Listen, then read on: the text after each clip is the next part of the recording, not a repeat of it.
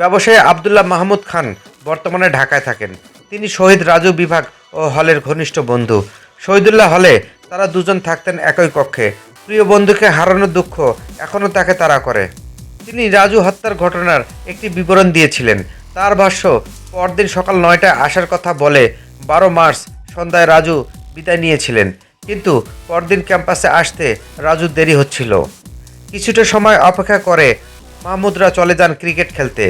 সকাল 10টা থেকে 10:30টার দিকে রাজু ক্যাম্পাসে আসেন। মারামারি হচ্ছে এমন খবর শুনে রাজু ছুটে যান মধুর ক্যান্টিনে। সেখানে জাতীয়তাবাদী দলের কর্মীরা ইসলামী ছাত্র শিবিরকে এক কর্মীকে মারধর করছিলেন। রাজু জড়িয়ে পড়েন সেই মারামারির ঘটনায়। এক পর্যায়ে তার হাত কেটে যায়। মাহমুদ বলেন, আমরা বেলা 2:30টার দিকে শহীদুল্লাহ হলে এসে দেখি রাজুর হাতে ব্যান্ডেজ। সকালে মারামারির কথা রাজু মুখেই শুনি। রাজু বাসায় যেতে চেয়েছিলেন। বন্ধুরা তাকে অসুস্থ অবস্থায় না ফিরে কিছুটা সময় বিশ্রাম নিয়ে যেতে বললেন। পরে রাজু কিছুক্ষণ বিশ্রাম নিয়ে মাহমুদ সহ 3 বন্ধুকে নিয়ে বাইরে বের হন। তাদের অন্য দুজন হলেন সাইফুর রহমান ও মোস্তাফিজুর রহমান। বাইরে ঝিরিঝিরি বৃষ্টি পড়ছিল। এর মধ্যে রিকশায় করে তারা টিএসসিতে যান। মাহমুদকে নিয়ে টিএসসির ভিতর ঘুরে এসে বাইরে মূল ফটকে দাঁড়ান রাজু।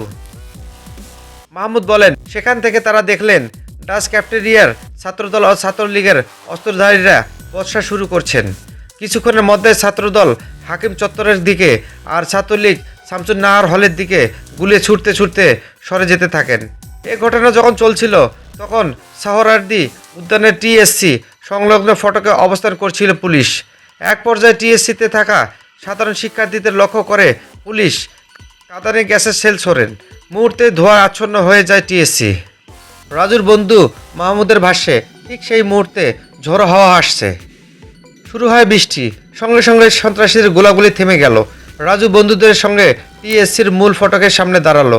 বৃষ্টি থামার পর পুলিশ ডাসের কাছাকাছি অবস্থান নেয়, কিন্তু সন্ত্রাসী 2 দলের সদস্যরা তখনও অবস্থান করছিল শামসুন নাহার হলের সড়কদ্বীপ আর হাকিম চত্বরের দিকেই।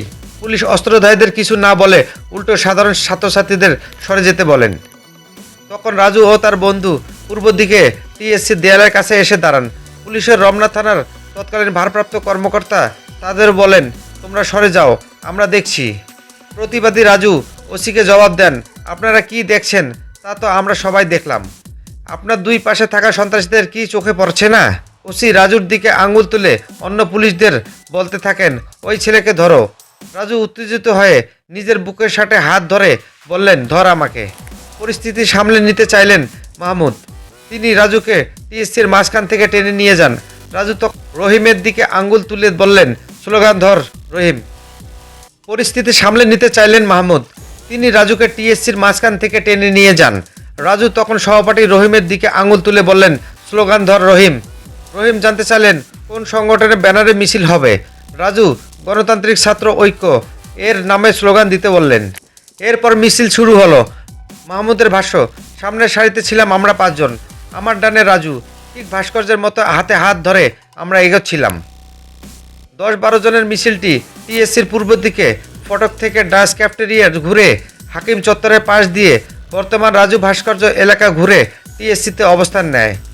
তৎক্ষণে সাধারণ শিক্ষার্থীদের অংশগ্রহণের মিছিলটি বিশাল আকার ধারণ করে। আবার ঘুরে টিএসসি পশ্চিম দিকের সিঁড়িঘরের সামনে থামে শিক্ষার্থীদের মিছিলটি।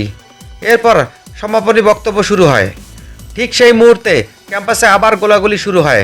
রাজু ও সেই মিছিলের শিক্ষার্থীরা এর প্রতিবাদ করার সিদ্ধান্ত নিলেন। একই পথে মিছিল বের করা হয়। স্বোপার্জিত স্বাধীনতা ভাস্কর্য অতিক্রম করে কিছু দূর যাওয়ার পর একটি গুলি ছোড়া হয়। রাজু চিৎকার করে মাহমুদকে বলেন, ওরা মিছিলের ওপর গুলি করছে।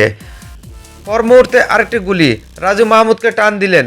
মাহমুদ ভাবলেন রাজু শুয়ে পড়ার জন্য তাকে টানছেন। মাহমুদ হাঁটু গেড়ে বসতেই তার কাঁধে রাজু হেলে পড়লেন। তার 2 চোখ উল্টে গেছে। সেই করুণ মুহূর্তের বর্ণনা দিতে গিয়ে মাহমুদ বলেন, রাজুকে জড়িয়ে ধরে দেখলাম ওর হাত বেয়ে রক্ত বেরোচ্ছে। মুহূর্তে বুঝলাম রাজু গুলিবিদ্ধ। পাশেই থাকা পুলিশের সাহায্য চাইলে তারা উল্টো দিকে দৌড় দেয়। কিছু দূর গিয়ে পুলিশ শিক্ষার্থীদের দিকেই কাঁদানের গ্যাসের সেল ছোড়ে। মিনিট 5 পর ধোঁয়া আর অন্ধকারের মধ্যেই মাহমুদ দেখতে পান ডাচের দিক থেকে 2 জন এগিয়ে আসছেন। তারা রাজুকে কোলে করে রিকশায় তুলে নেন। গুলিবিদ্ধ রাজুকে নিয়ে তারা ছোটেন ঢাকা মেডিকেল কলেজ হাসপাতালের দিকে। রাজু আর ফেরেনি। আর কখনো ঝাঁঝালো মিছিলে দেখা যায়নি প্রতিবাদী রাজুকে।